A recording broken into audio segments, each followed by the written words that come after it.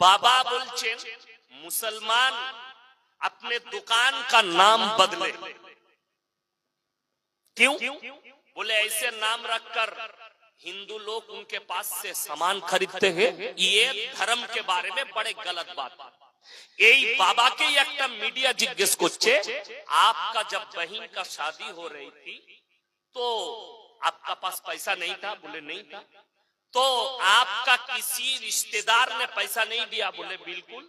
किसी मुसलमान दोस्त ने पैसा दिया था आपको? बोले हाँ, ये तो बात सच है। एक मेरा मुसलमान दोस्त था, उन्होंने 20,000 रुपया दिया, मैं अपना बहन का निकाह कराया। तो ये কত বড় চোর আর দাগাবাজ যে শুকর আদায় করে না, নিজের বোনের বিয়ে দিয়েছে মুসলমানের পয়সা থেকে, আর এই অন্য অমুসলিম ভাইদিকে লাচাচ্ছে তোমরা মুসলমানের সঙ্গে মিল